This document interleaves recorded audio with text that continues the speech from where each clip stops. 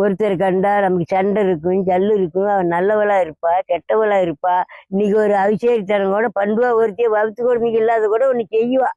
அவளை கண்டு தேவடியாலாம் திரியிறா, நாதேரித்தனம் பண்றா அப்படின்னு நம்ம நல்லவ சொல்லக்கூடாது. அவ செய்யறவ செஞ்சுக்கிட்டு போறா. நம்ம குடும்பத்தோட கரைங்க, 4 மக்களோட கரைங்க. ஒருத்தி கண்டு சாட பேசக்கூடாது. நம்மளுக்கு சந்த மடம் ஆகி போயிடும்.